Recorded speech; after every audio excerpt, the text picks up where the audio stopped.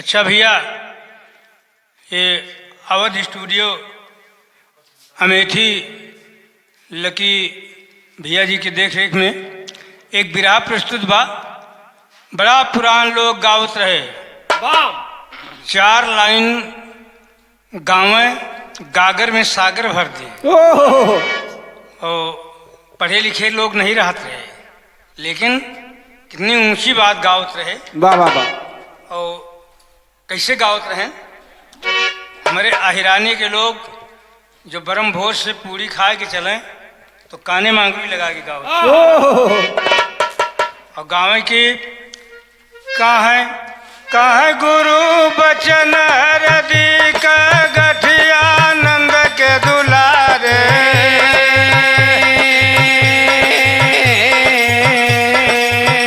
भैया जऊर गरई मनला,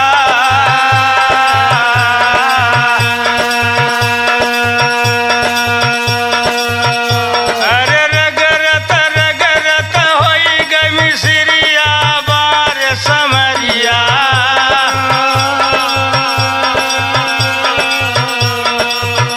भैया बांस फांस मबिका,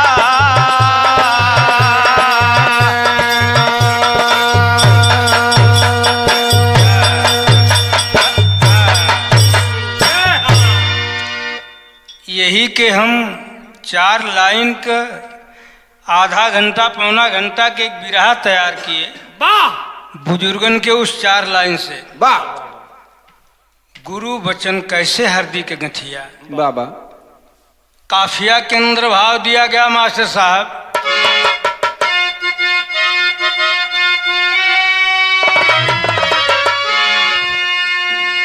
गुरु का वचन मुक्ति का दाता,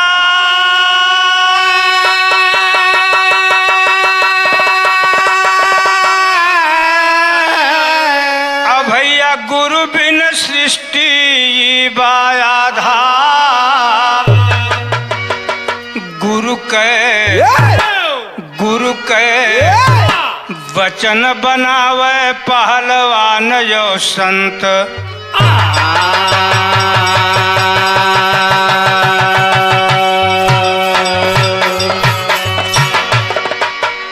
गुरु के वचनों को धारण करके इंसान संत हो जाता है। गुरु की वचन धारण करके एक डीएम बनता है, एसडीएम बनता है, कमिश्नर बनता है, दरोगा बनता है, गुरु के वचनों को धारण करके। ऐसे ही चाहे राजनीति क्षेत्र हो, चाहे कृषि क्षेत्र हो, चाहे संगीत क्षेत्र हो, ये बिरहा सब के लायक हो। वाह। कैसे लाल एक ठे तर्ज बा,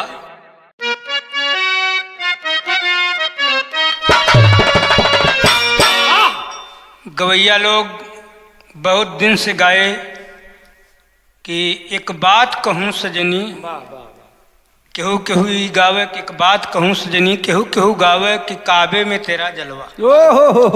लेकिन यही कि हम परिवर्तित किए थोड़ा सा अध्यात्म की ओर। वाह। के भगति में यह शक्ति, भगति में यह शक्ति, देखा भरी नजरिया से,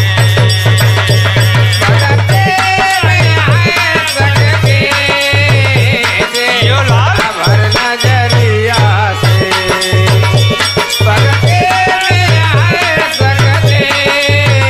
देखा भर नजरिया से, भगति में यह शक्ति,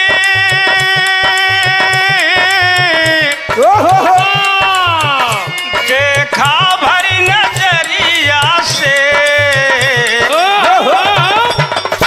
भगवान चला यही है गोहरावा भितरिया से, भगवान चला यही है गोहरावा भितरिया से, भगवान चला यही है गोहरावा भितरिया से। देखें ये तर्ज रहा और कवि गुरु शरण यादव जी की सोच रही। वाह। लेकिन गीत के भाव स्थल में कहना है बाबा कोई गांव है ओहो और एक यादव का परिवार है। वाह वाह अहिराने के बस्ती बा पहलवानी का शौक है। वाह और उसी गांव में एक यादवंशी लड़का जिसका नाम रज्जन बताया गया, वाह गुरुजी के साथ में जोर करता है, पहलवानी करता है अखाड़े में। एक दिन गुरुजी बोले कि बेटा रज्जन, कहा जी गुरुजी, कहा जब तोर माई बाप तोर शादी कई के लामे तो जब तक तोर दुल्हन तो अपने अचरे से तोर मुँह ना पहुँचे तब तक होके अपन दुल्हन ना कहा ये बात गुरुजी। और निगोटा की पट्टी में, लंगोट की पट्टी में गांठ बांध दिया। बाबा गुरु वचन हरदी के गठी, वाह शिष्य, क्या बात है। गांठ बांध लिया और उधर शादी कई के माई बाप दुल्हन ले आए। ओहो और जब दुल्हन आएगी तब काब है हाँ। के करके शादी रजन ओहो, घर दुल्हन लाए हैं। करके सादे राजा घर दुल्हन लाए हैं। करके सादे राजा घर दुल्हन लाए हैं। करके शादी रजन ये! घर दुल्हन लाए हैं। जिया जिया जिया संग सूत नहीं गईल, गुरु के बात गठियाए हैं। गुरु के बात गठियाए हैं। संगा होकर नहीं गईले, गुरु के बात गठियाए हैं। वारे शिष्य गुरु जी की बात को गांठ बांध लिया। वाह गांठ बांध लिया, दुल्हन आई गई। अरे नई नवेली दुल्हन, लेकिन दुल्हा रहा है हरे तो दुल्हन रहा है वाहरे हरे। अब काहे? अरे गांव के पास ही अखाड़ा रोज लगता था। भैया खड़ा हो यहाँ, आगे बात भैया खड़ा रोज लगता था। अरे गांव के पास ही अखाड़ा रोज लगता था। भैया खड़ा रोज यहाँ, आगे बात भैया खड़ा रोज लगता था। जुटे सब ज्वान जाय भोर जब भी होता था। मारता रियाज जोर पट्ठों को कराता था। अरे साथों उस्ताद के रजन का जोर होता था। आज के रजन का जोड़ होता था। सातवां साज के रजन का, सातवां साज के रजन, रजन का जोड़ होता था। सातवां साज के रजन का जोड़ होता था। सातवां साज के रजन का जोड़ होता था। सातवां साज के रजन का जोड़ होता था। बाबूजी 25 पहलवान साथ में जोर करते हैं, वाह लेकिन अपने बारे पहलवान वाले चेला अपने गुरुजी के कहा गुरुजी तू बैठा रहा और हम सबका जोर करा दिए। 25 पहलवानों का जोर करावे और उसके बाद गुरुजी के साथ में लड़े, बाबा तब होकर जोर पूरा हो। बाबा लेकिन पहलवानी में मस्त बा, नई नवेली दुल्हन आई बा। पुरवा बयार पाए के ऊ सोचत था के मन सोच रही दुल्हन, मन सोचत बा दुल्हन, जाना ही जरा सजनवा है। मन सोच रहे दुल्हन, जाना ही जरा सजनवा है। मन सोच रहे दुल्हन, जाना ही जरा सजनवा है। मन सोच रही दुल्हन,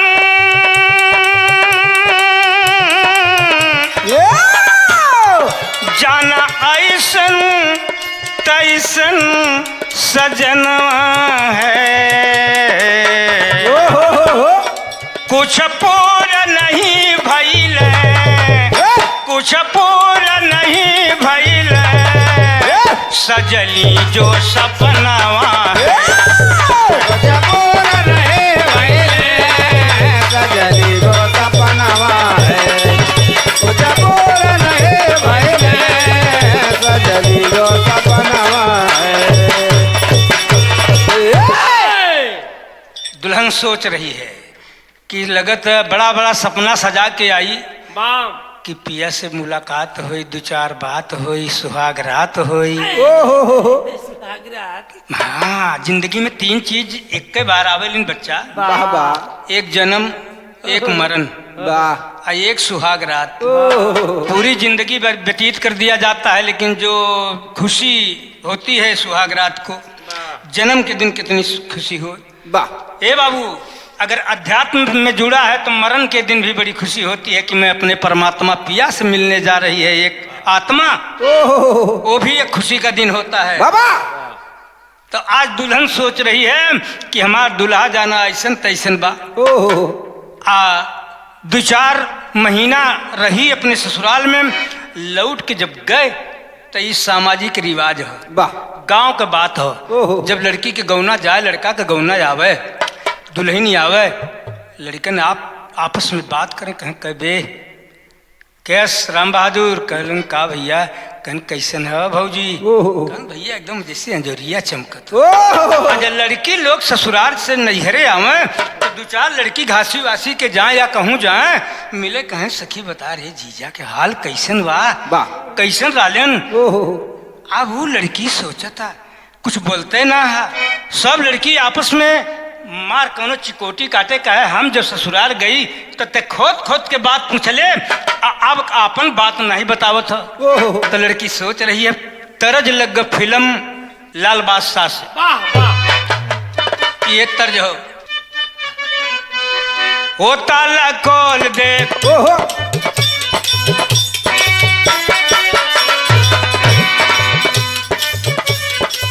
हो ताला खोल दे,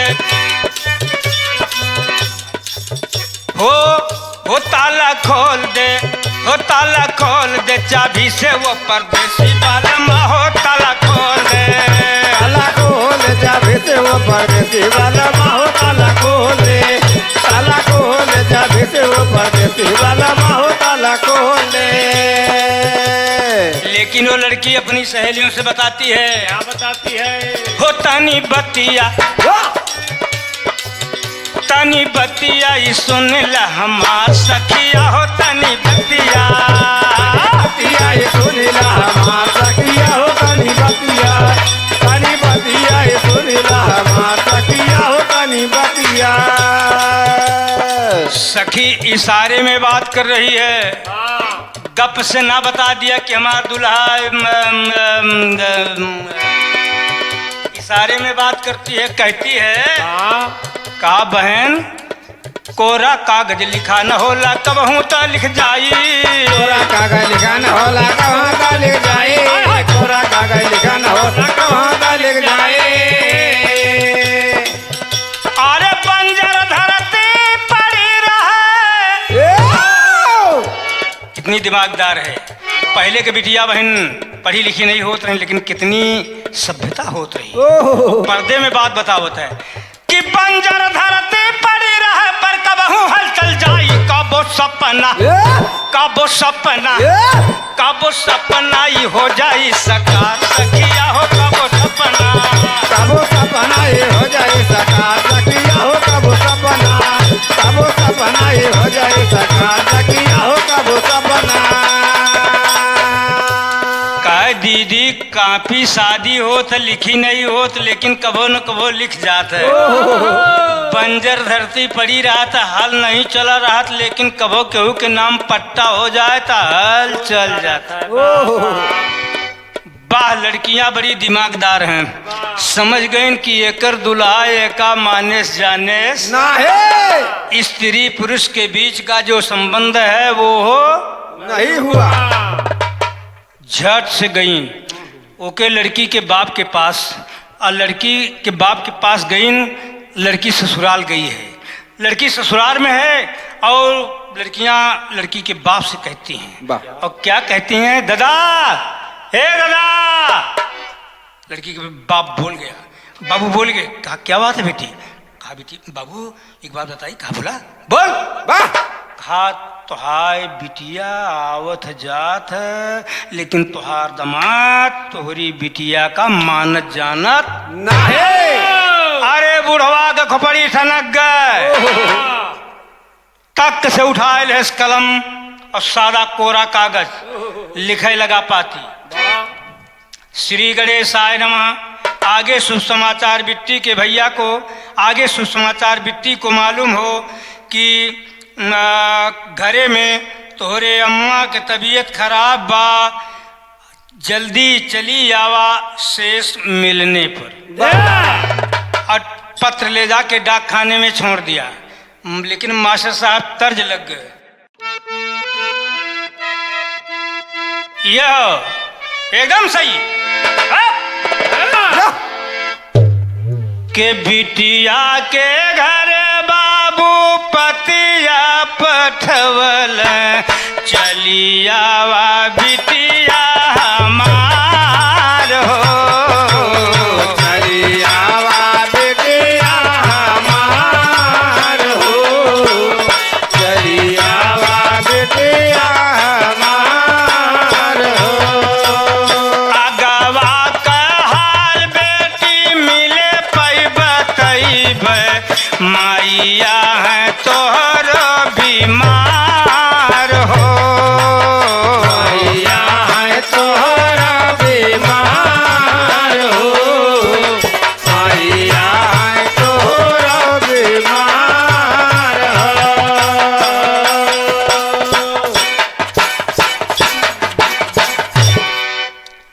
पत्र डाक खाने में छोड़ दिया, पत्र चल पड़ा। सवेरे का समय है, पहलवान अखाड़े पर गया है और इधर दुल्हन घर में है। डाकिया आ गया, रज्जन पहलवान का घर कोई है भाई? इतने में दुल्हन निकल गई। कहा हाँ आप बोला? कहा ये आपका पत्र है। कहा पत्र? अच्छा अच्छा अच्छा ठीक, ये हमारे बाबूजी का। तो पत्र ले लिया, पत्र खोल के पढ़ते। अच्छा श्री गणेशाय नमः। आगे सुसमाचार बेटी को मालूम हो कि घर में सब ठीक तो बा, लेकिन अम्मा की तबीयत खराब है और तत्काल चली आओ। इतने में पहलवान अखाड़े से आ गया और पाती पढ़त है। पहलवान बोला ये पाती की करा? तो कहा अच्छा अच्छा पहले आप रुकें। 1 लोटा 1 किलो चना भेड़ है अपने पहलवान दुल्हा का। 5 किलो बटुरी में दूध रखे है, लैया के दई देस। दई देस पहलवान चना चबाएस, 5 किलो दूध के बटुली लगाए मुँहे में। गाड़ गाड़ गाड़ गाड़ गाड़ गाड़ गाड़ गाड़ गाड़ गाड़ गाड़ गाड़ गाड़ गाड़ गाड़ गाड़ गाड़ गाड़ गाड़ पार कर गया। चना चबाई के दूध पी के जब खड़ा हुआ पहलवान, तो दुल्हन आज अपने दुल्हा से कहा थे, अब का कहा थे? तर्ज लगत है फिल्म नदिया के पार से आइए हो। हाँ हाँ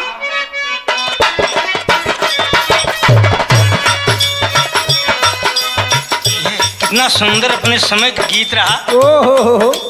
कौन दिशा में लेके चला रे बटोहिया, कौन दिशा में लेके चला रे बटोहिया, कौन दिशा में लेके चला रे बटोहिया। ओ ठहर ठहर ये सुहानी से डगर जरा देखन दे, देखन दे। कौन दिशा में लेके चला रे बटोहिया, कौन दिशा में लेके चला रे बटोहिया। आज दुल्हन पहलवान के बदन में लगी मिट्टी, खींचा नंगोटा वही लुंगी पहने है और दूध पी के चना चबा के जब खड़ा हुआ तो दुल्हन कहती है, बड़े प्यार से कहती है, अपने बलम से तब बोली है दुल्हनिया, अपने बलम से तब बोली है दुल्हनिया, अपने बलम से तब बोली है दुल्हनिया। भेजो मई के सजन, भेजो मई के सजन, सुबह आई बलगन मोरे साजन हो।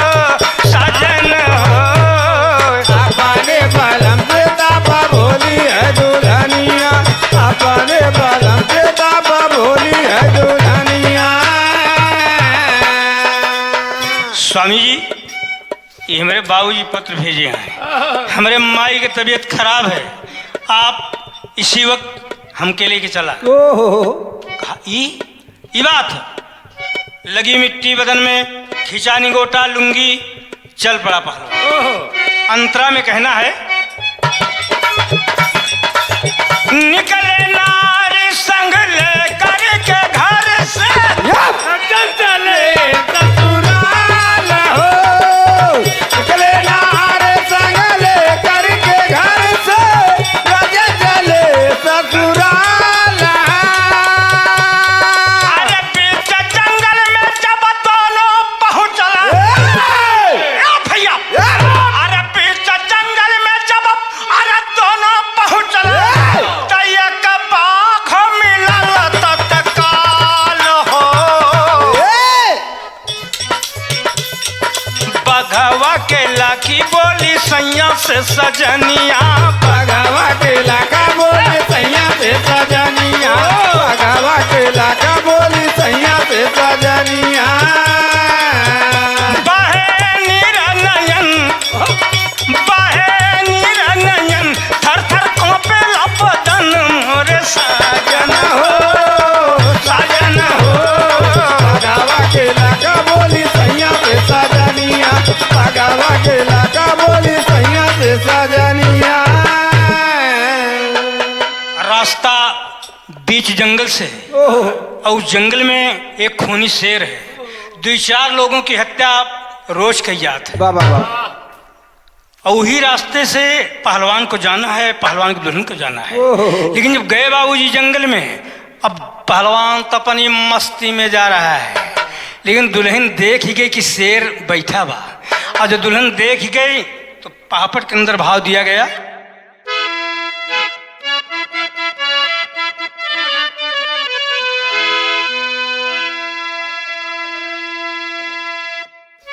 अरे बाघ देख कर पति से कहा जननवा बीच बनवा में। अरे बाघ देख कर पति से कहा जननवा बीच बनवा में। अब बघवा यगवा बैठल बा सजनवा बीच बनवा में। भगवा यगवा बैठल बा सजनवा बीच बनवा में, भगवा यगवा बैठल बा सजनवा, भगवा यगवा बैठल बा सजनवा बीच बनवा बीच बनवा बीच बनवा में। भगवा यगवा बैठल बा सजनवा बीच बनवा में, भगवा यगवा बैठल बा सजनवा बीच बनवा में। दुल्हन बोल पड़ी, अरे बिट्टी के भैया वो देखा आगे बाघ बैठा बा, अबे तुहू के खा जाई हमहू के खा जाई।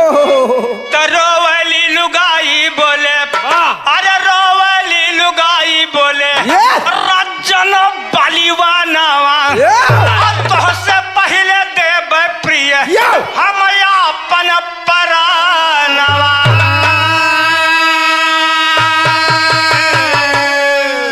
चिंता मत कराम, तू हमार पत्नी है। ई ससुर शेर पहले हमका खाई तो बाद में तुमका खाई। अगर उस शेर है तो ये हीरे के बेटवा सवा शेर है। और इतने में बाघ जब देखा दोनों को, आके रोंगटा फुला के खड़ा हो गया। और जब खड़ा हो गया तो भैल का देखे, अरे बाघ देख कर आ गए समनवा बीच बनवा में। अरे बाघ देख कर आ गए समनवा बीच बनवा में। अरे ठोक तार फिर गई जवनवा बीच बनवा में। जवनवा बीच बनवा में, ठोक तार फिर गई जवनवा, ठोक तार फिर गई जवनवा, ठोक तार फिर गई जवनवा बीच बनवा बीच बनवा बीच बनवा, ठोक तार फिर गई जवनवा बीच बनवा, ठोक तार फिर गई जवनवा बीच बनवा में। ए बाबूजी, वो पहलवान गुरु वचन हरदी के गठिया, उस बात को आप बुजुर्गों की बात को याद रखना।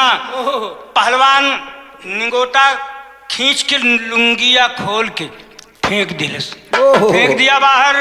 और दुल्हन बगल में खड़ी है, लेकिन हुआ क्या, अखूनी शेर है, सामने आके डट गया। और जब डट गया तो हुआ क्या,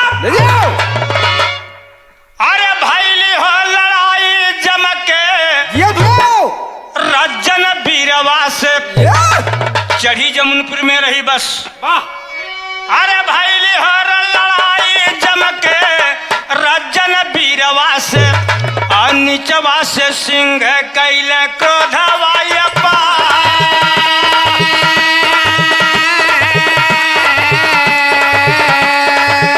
अरे खूनी से रमारी जोर ऊपर हो गईला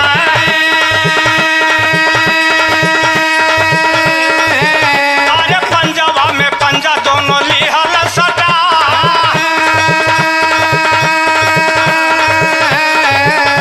भैया पंजा में पंजा सट गया है शेर और पहलवान में जंग हो रहा है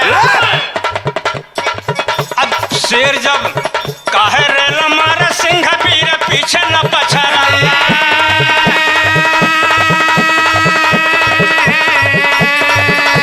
शेरा रेल मारे सिंह वीर पीछे न पछड़ा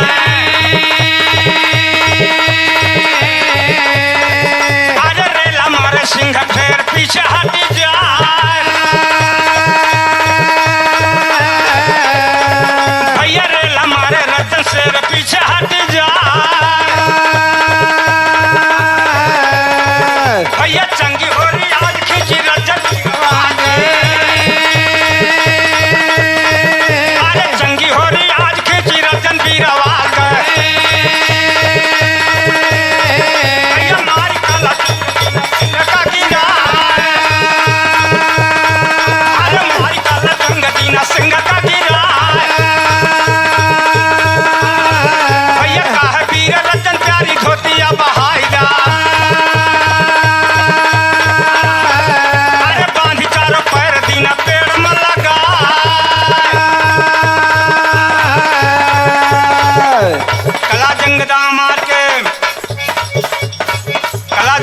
मार के शेर को नीचे कर दिया लेकिन शेर भी पहलवान है शेर तो शेर है ये भैया खड़ा हो गया और जो खड़ा हो गया तो पंजा में पंजा दोनों का सट गया अब जब रेला मारा शेर रेला मारे पहलवान जमा दे पैर अंगद की तरह पैर जमा दे एक तिल पैर पीछे न जाए जब रज्जन पहलवान रेला मारा तो शेर ससुर 2-4-10 कदम पीछे चला जाए दुल्हन खड़ी ललकार रही है अरे वाह बेटी के भैया अरे वाह हमार दुल्हा अरे वाह हमार बालम रेला मारे शेर पीछे चला जाए आइए भैया पहलवान जब कला जंग दांव मार करके शेर को नीचे कर दिया आज शेर का नीचे कर दिया तब का बोलत है कि काहे वीर रजन प्यारी धोतिया बहाएगा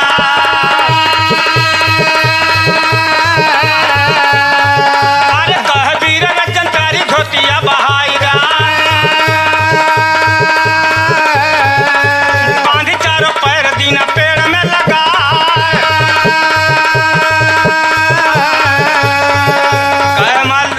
फेंका था लुंगी जब दुल्हनिया फेंक दी है तो चारों पैर बांध के पेड़वा में लगा दी है कलन पड़ा रहा मम्मा और यार आय हाय हाय लड़ते लड़ते 2 घंटा बीता 3 घंटा बीता पहलवान पसीना से तरबतर हो गया आज भैया पसीना से तरबतर हो गया था दुल्हन देखत है तो कहे करे हाय हाय अरे बाहत पसीना देख रजन का दुल्हनिया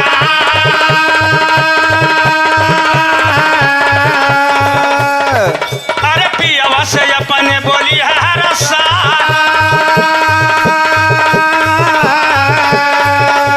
कहा वीर रजन कारी अरे अरे पियावा के कोरवा बिठाए बारी धनिया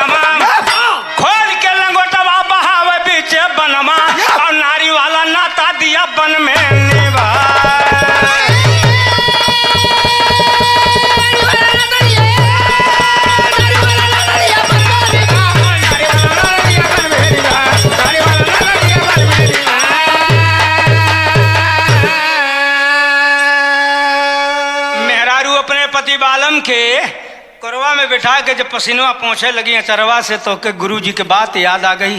कहे उसकी गुरु जी कहे रहे कि जब दुल्हन तेरे से मुँह का पसीना पहुंच दे तब वो क्या अपन दुल्हन बना लिया।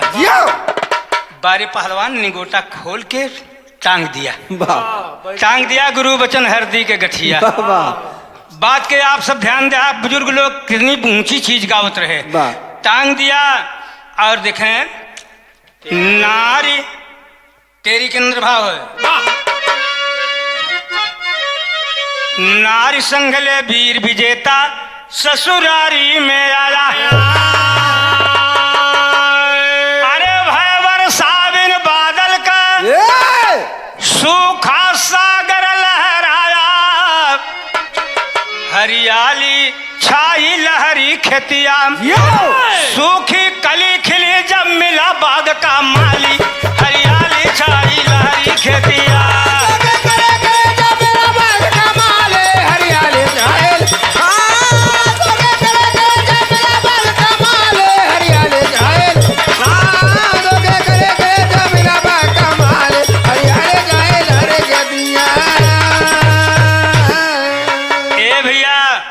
बिना बदरे वाला पानी बरसल हुई जंगल में, सूखी खेती हरिया गई, बंजर धरती में हल चल गया।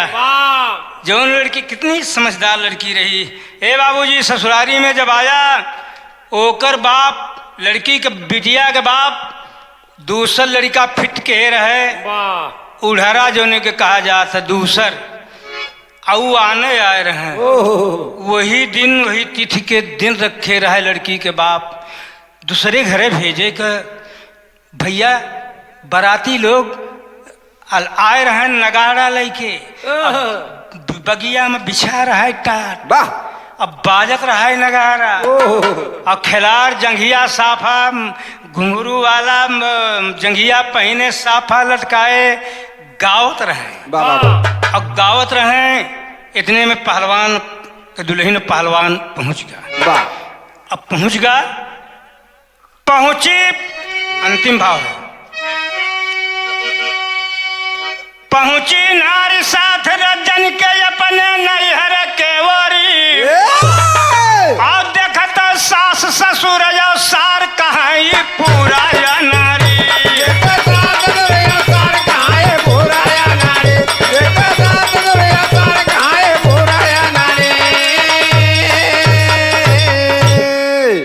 के टूटा झिनगा दे पछवारे इन्हें सोआवा, और यहर उड़हरवा धूमधाम से दुल्हनिया नहीं आवा। तब खिचड़ी खाई चले तब लात तले दब गईली मुसरी। उड़हरवा का कहन चला खिचड़ी खा। अब आप जानते हैं उड़हरवो खूब रियाज बनाए रहे, इतना रियाज बना रहे कि वो कई गोड़ रास्ता में परभई न करे। जैसे कोनो लड़िया लिकटी चले भाई, पहले बैलगाड़ी या साइकिल में कोनो रिम सिम छर्रा कटोरी ना रहे, वो अंट बंठ चले बाबा, तो वो कई गोड़ बेलौचे परे सुर रास्ता में परभई न करे। तो जो कहन चला खिचड़ी खा, तो आप सब जानते हैं कि जब दुल्हा खिचड़ी खाए जाए लागत है तो दो चार लड़का दो चार लड़की पछुआए लेते हैं, कोनो चुटकी काटे, कोनो चिकोटी काटे, कोनो गुदगुदाए दे, कोनो कुछ करत हैं, कोनो रंग बहाए देते हैं। आवाज उड़हरवा मारे शान में चला जाता है। अब पहुंचा दो चार लड़का जात रहा, दो चार लड़की पीछे पीछे, और दरवाजा में जैसे पहुंचा एक थे मुसरी भाग जाता है दोस्त। अब मुसरी की कितनी बड़ी औकात, अरे वो कई गोर लिख कटवा परिगा रास्ता से अलग, मुसरी रहा रास्ता से अलग, लेकिन मुसरी के ऊपर परिगा, मुसरी के राम राम सत्य।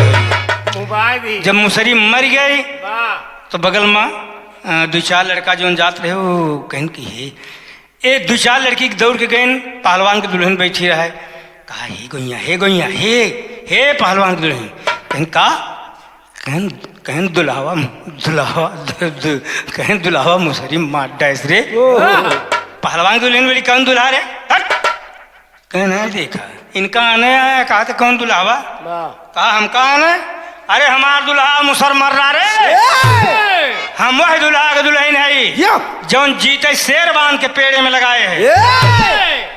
लड़की दौरी दौरी गैन जहाँ नगारा बाजत रहा है और खिलाड़ लोग गावत रहे और ये गावत रहे कह जा रे जोर जवानी सतावैया गोइया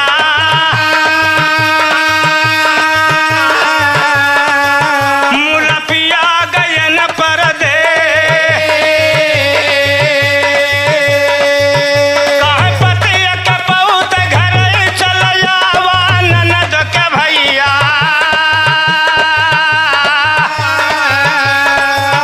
नहीं घर जोगिनिया कई भे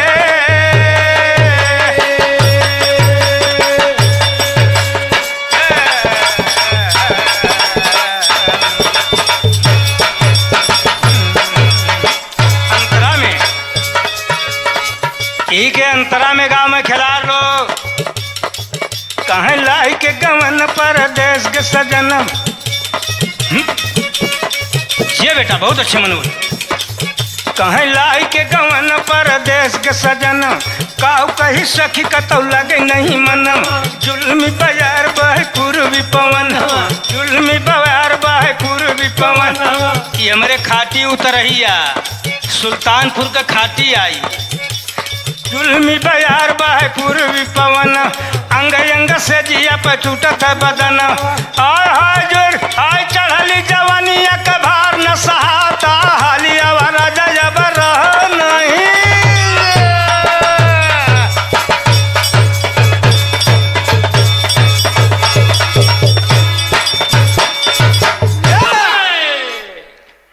ए भैया खिलाड़ लोग गावत रहे लेकिन एक लड़की पहुंची कहा है जेके दुल्हन आने आया वो दुल्हा जीते शेरवान के पेड़े में लगाए हैं अरे जितना निहार रहे उड़हरा लोग सबका मशीन आओ आओ ही सुनते कहें नगाड़ा बंद दो चार जने कहें कि चला देखा जाए कौन कौन है आदमी जो उन शेर बांध के जीते लगाए है पेड़ में जे एकाध चौमासा लड़े रहे सऊदी से बैठक दण मारत रहा अपना का पहलवान लगावत रहे गैन कहन कहा है वो कहनवा पछवारे अब भाई साहब उनके सार उनके ससुरु अनादर के रहे उनका कहन अपने बेटवा का बुढ़ऊ ससुर कहन की है इनका हुआ वे कहन का बाबू कहन खटिया पछवारे दे दे जो टूटही झिनका है वही पे दे दे सोए अब कह दे कि जब तक खियाई पियाई न हो जाए अब बिट्टी के विदाई न हो जाए तब तक अगर दुआरे पिछाही तोहार दिखाए गए तब मारफ सारे हुमक के लट फाट जाए तोहार पोंगा वो पहलवान बेचारा वही टूटही झिनगा पर बैठा उ सरी सुरी पटिया खटिया के पावा सावा जैसन बैठा वैसे चर्राई के बैठ गए कैसे पीठ सीट लगाए के आटी पाटी में पड़ा है रात भर इधर उधरा लोग पहुंच गए काहे भाई साहब कहाँ भैया कहा सुनी से तू जीते शेर बांध के पेड़े में लगा कहा हाँ कहा कहाँ है कहा चलो दिखाते हैं तो 7 जने कहीं की शोर हुआ चहु और कहीं की दुल्हा मुसरी मारा कहे दुल्हनिया सैया हमारे शेर जंगल में मारा आ सुन के 7 जने ले रजन गैले बन के भीतरी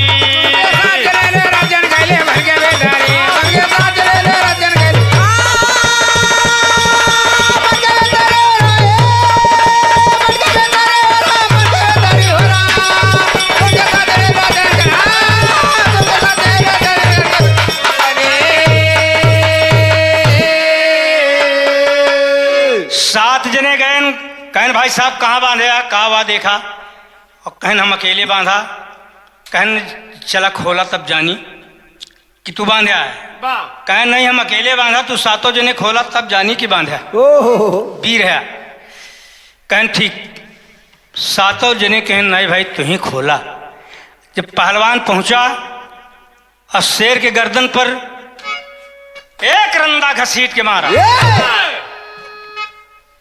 एक रंदा घसीट के मार के चारों पैर जब खोल दिया दोस्त देखे यहाँ पर बारे गुरु वचन हरदी के गठिया जो पैर खोल दिया तो भगा सिंघले जान जाए जब दीना रजन खोली।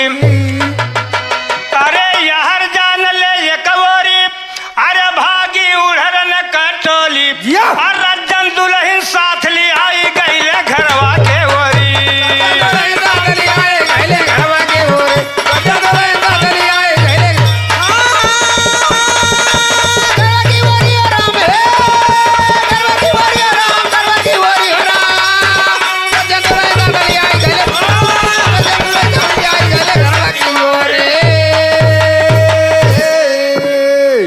पहलवान अपन दुल्हन लेके अपने घर की ओर आया।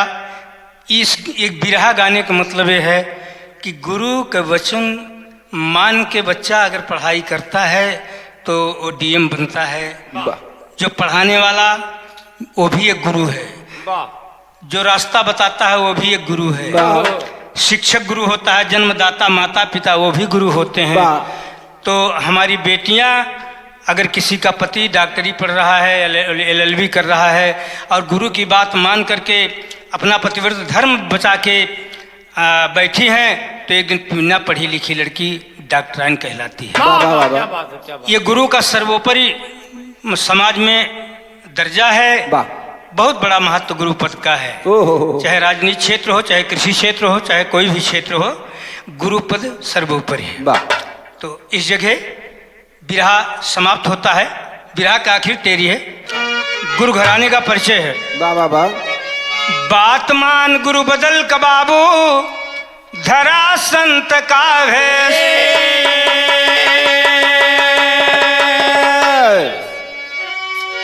बदल दास बाबू जगजीवन, माया राम गुरु सूरज पाल कै क्यारी।